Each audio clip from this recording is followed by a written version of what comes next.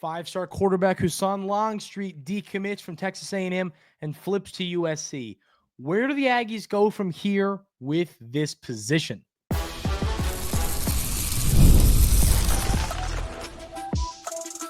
You are Locked On Aggies, your daily podcast on the Texas A&M Aggies, part of the Locked On Podcast Network, your team every day.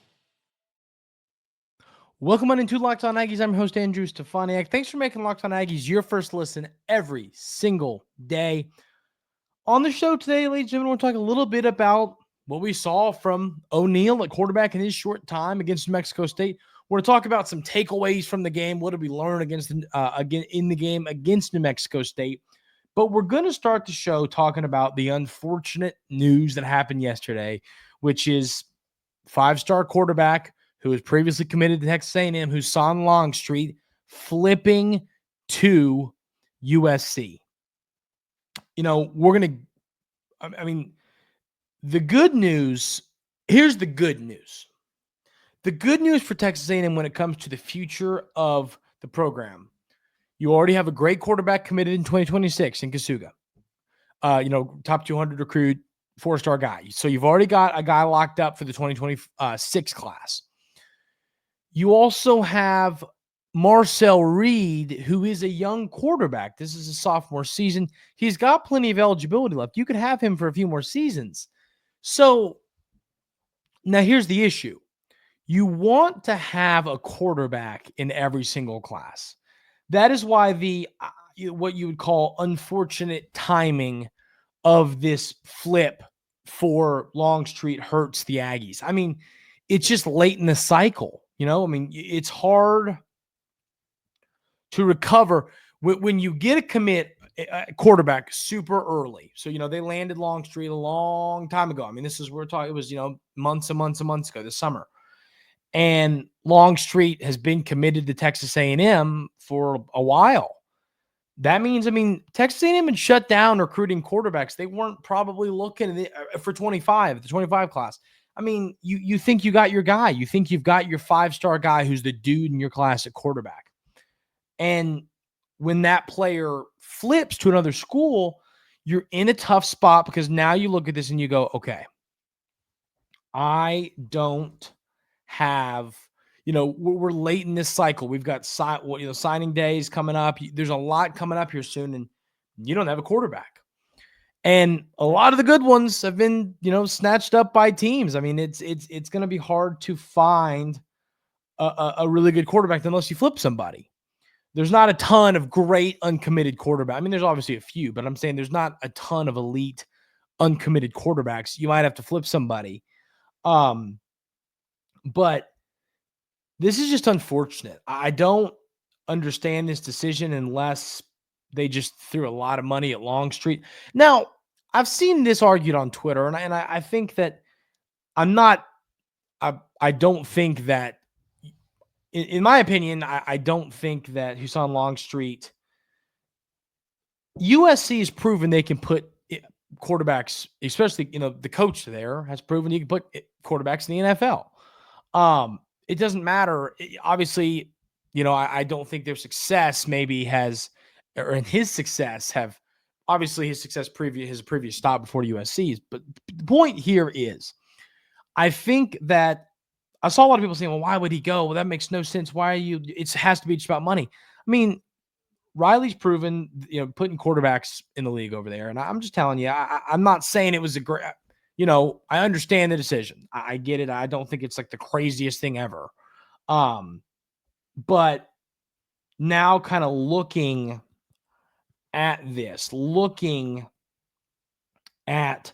the future of the quarterback room, like I said, you've got the young guy in Miles O'Neal, the freshman.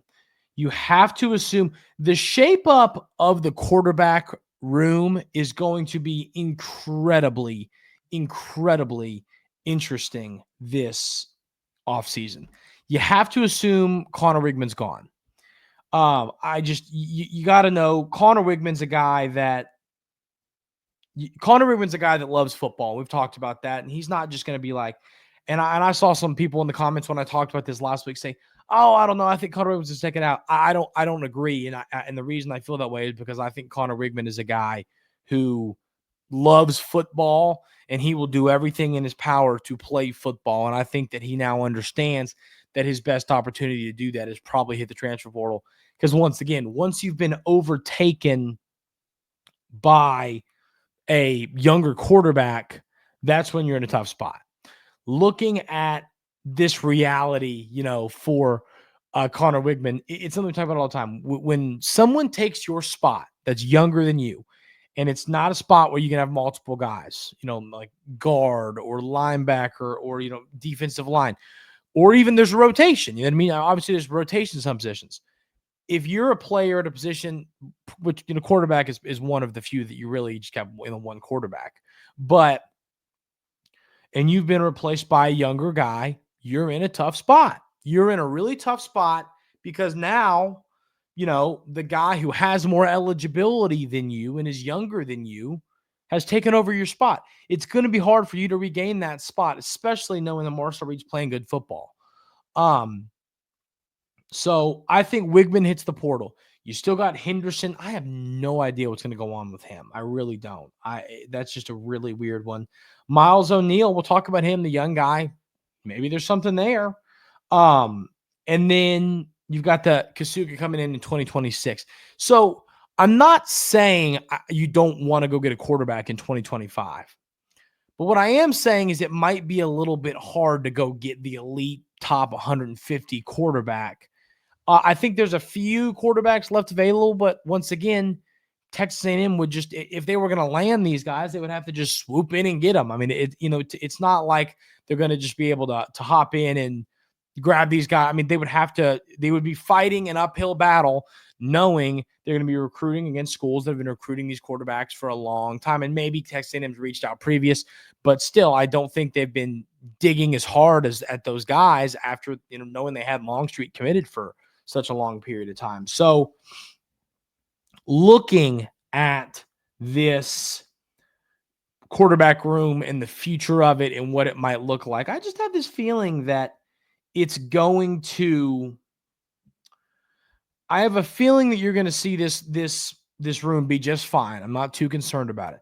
Losing a 5-star is awful. I do not. That's the other thing. I don't want people to, be here and comment, well, Andrew, are you saying we shouldn't be upset we lost a 5-star quarterback? Yes, this is really unfortunate. But the thing about it is even, let's say Longstreet comes in and he is infinitely better than Marcel Reed. I bet Reed still plays Longstreet's freshman year. So, I mean, my point here is you've got time to make up ground. Now, I would try and go get a quarterback. Maybe you're not going to get this elite guy. Maybe you're not going to get this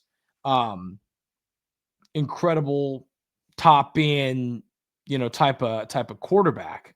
But I think that you could still go get somebody. I mean, once again, Miles O'Neal was a guy like that. He wasn't the highest ranked player in the world. I believe it was like On3 that had him ranked super high, and the rest of the services didn't agree with that. Go get a quarterback that just an upside play and see what happens. The new day and age in college football, you're never in trouble with the transfer portal. Now, once again, I would rather not have to spend $1 million on we talk about it, the $1 million quarterback. You'd rather not have to go get the $1 million quarterback. But I mean, if push comes to shove and you got to go get the $1 million quarterback, you got to go get the $1 million quarterback. So to me, I think it's going to be really interesting to see where you go from here when it comes to the 25 class, when it comes to the portal, when it comes to who leaves. This definitely throws a wrench in what I envisioned the future of this quarterback room being. I thought it was going to be, Marcel Reed for maybe let's say 2 more years, and then either the NFL or then it's Longstreet time, and then you got Kasuga coming in, he'll probably sit a year, and maybe then it's him time. You had a plan, you had a step-by-step plan for quarterback the next 6-7 seasons. Now you're in a spot where you go, okay, where do we go from here now? Whether in this class, whether in the portal here in a few months, with the guys, now do you have to recruit hard to keep some guys around? It's going to be interesting to see how this shakes itself out. But once again, losing a 5-star is awful. It's painful. It stinks. It hurts. Big win for USC on the recruiting trail. The reality now, though, is the reality here is that Texas A&M is going to be okay. They're going to figure something out. Everything's going to be just fine in the Texas A&M quarterback room. I really do feel confident that, wow, although losing a 5-star hurts bad, this room's going to be just fine. We're going to talk about the win over New Mexico State, takeaways, what did we learn, thoughts, what do we need to work on. We'll have all those conversations coming up here right now on Locked On Aggies. But first, talk about our friends over at 5 Hour Energy. Our friends at 5 Hour Energy know that being a passionate football fan isn't just a hobby. It's a way of life. It takes a lot of energy to power through all-day tailgates, touchdown celebrations, or an agonizing second overtime, which is why they've created the Stand the Fan 5 Hour Energy Shot. With a special flavor called Fan Fuel, the energy shot made just for super fans like us, the fans who are the first in the parking lot and who are the last to leave. We see you. You know, I mean, I'm thinking about these Stand the Fan 5 Hour Energy shots, and I'm thinking, man, this gets me fired up for the Auburn game. You got a big road football game coming up for the Aggies. We're going to be stressed out. It's a big game. It's scary. And I think, hey, we all might need a 5 Hour Energy shot. 5 Hour Energy knows that no matter what team you root for, being a fan requires heart, soul, and a whole lot of energy. Whether you're prepping for a big tailgate or ironing your jersey, your game day to-do list is always a mile long. That's why the limited edition Stand the Fan 5 Hour Energy Shot is here to help you fuel through the season. What's your fan fuel this week? Whatever it is, do it with a 5 Hour Energy. Available on 5hourenergy.com, shipped nationwide.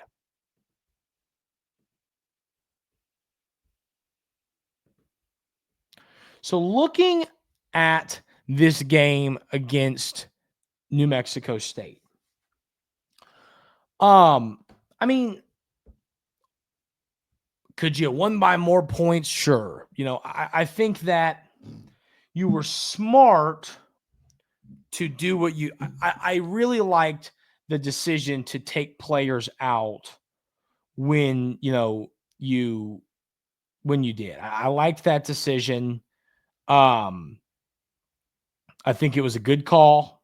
I like everything about that. I mean, you put you put him in you put Marcel Reed in for a drive in the second half, and then you go to Conner Weigman, and then you go to Miles O'Neal.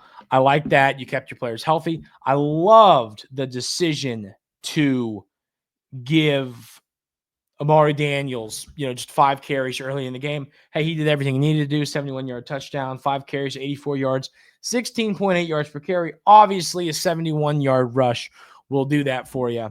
But I liked the decision to pull Daniels when you did. I just don't think, and I had talked about this. I said this week, hey, give more carries to the other guys. There's just no reason to get your team to get your running back room that's already extremely banged up, more banged up.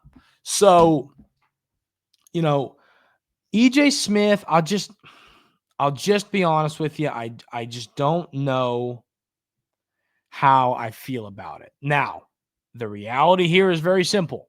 You're going to see him. You're going to see EJ Smith because you're down to Daniels and Smith when it comes to scholarship backs. Obviously, Donata got some carries in this game, 7 carries, 21 yards, a long carry of 9 yards. But at the end of the day, you're thin in this position group now. EJ Smith is going to get some work. I was really hoping, one of the number one things I was hoping for in this game, and even if he did look extremely great, we were still going to say, okay, well, it's New Mexico State. We need to see it against Auburn. But I was really hoping to see EJ Smith look good in this game. I was really hoping that he was going to look like a guy who can really do damage down the stretch of the season. And I just don't know if he did that. 4 yards a carry, 15 totes for 60 yards, a long carry of 9 yards. 15 carries, a long of 9. You'd love to see some explosiveness in 15 carries. It's not like, okay, a long of 9 on 6 carries. I'm like, okay, that's fine. 15, it feels like you should bust one, especially against New Mexico State. We're talking about New Mexico State here as well, not a really good team. So it's just hard to feel confident about that, especially, against a team like New Mexico State. So, I mean, I'm a little more concerned now with the running back room than I was. I was hoping we knew once again that there'd be a drop off from Moss to Daniels. I think it's not a crazy huge drop off, but there is a drop off. But I think the drop off from Daniels to Smith is a much wider gap. I don't feel great about EJ Smith right now. I have some, just concerns about him and what he's able to do. And like I said, I just don't know. I don't think he looked that great, which is something I was hoping to see in this game. So that was a little bit frustrating. Marcel Reed, I liked seeing him winging a little bit. He had completed 20 of 31 passes for 268 yards, 2 touchdowns. The interception, was not a fan of the interception. That was not a great interception. But at the end of the day, stuff's going to happen. It's fine. It's not the end of the world by any, stretch. And then, so I was happy with how Marcel Reed played. And that's exactly what I wanted to see. Let him throw it a little bit. Let's get the ball through the air a little bit and see what we can make happen. I'd say another thing that I didn't love was that Jabri Barber, only had a couple catches. Would have loved to have seen him really, really, and I know that not everybody played full snaps because you wanted to work some other guys in, and I fully understand that. But I was kind of hoping he would really take over as the guy here. Because I think he, against South Carolina, he had a lot of great plays and did a lot well. Then in this game, I was hoping he was going to kind of back that up and really give himself some confidence heading down the stretch. And I just don't know if I just don't know if you could say that that's what happened in this game. Now, talk about some other guys stepping up. I begged for the tight ends to be involved in this game. And who are your 2 leading receivers in this game when it comes to catches and yards? Tight ends. Theo Millen-Orstrom, 5 catches, 111 yards. Trey Watson, 4 catches, 67 yards. You finally see your tight ends get extremely involved in this game, which was great to see. Now, a negative to the pass catchers, Cyrus Allen went down with an injury. Saw the picture of the injury. I don't see that in. It's not a good injury. I don't feel great about that one. I think he's a little. I think that he is. It'd be hard to see him back on the field this season. Not a doctor, clearly, but that injury just looked rough, and I don't know how confident I feel about him being back out there this season, which means you need someone to step up. I mean, Moose had a catch for 6 yards and a touchdown here. Ashton Bethel-Roman stepped up, and he's the guy I want to talk about a little bit. He had a little connection with O'Neal, 3 catches, 35 yards, and he caught a touchdown.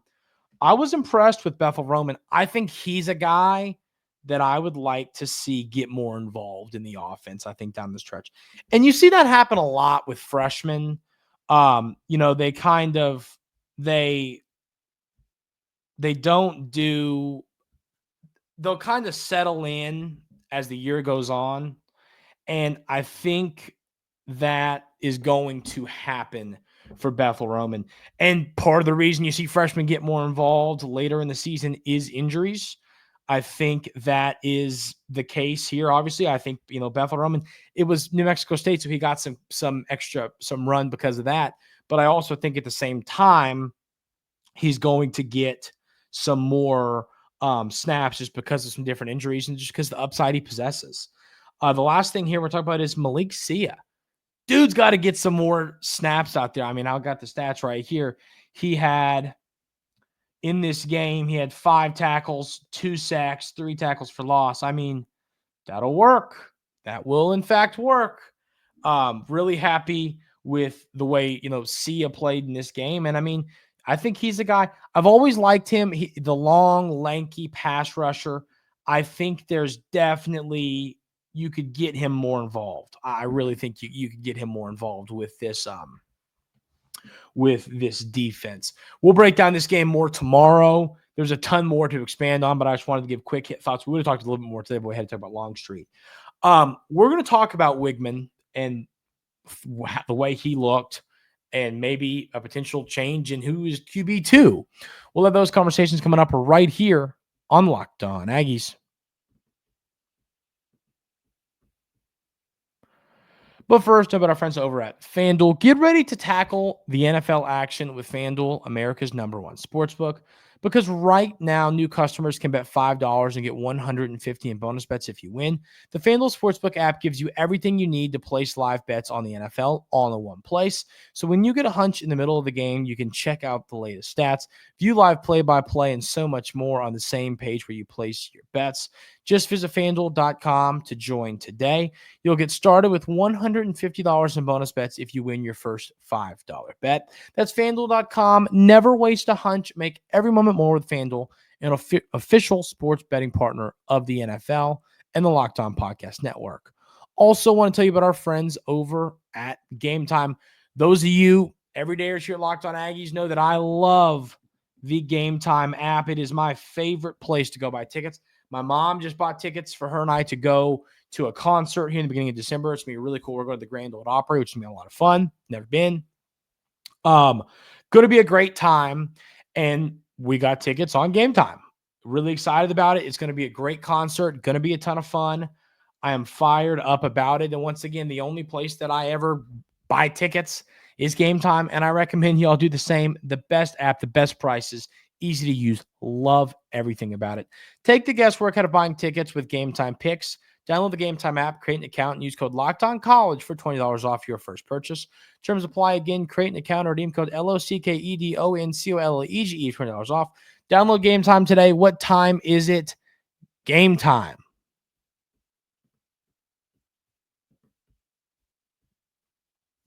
So, quarterback is obviously going to be an interesting conversation on today's show. We talked about Longstreet. We talked about the future. We talked about the Marcel replayed.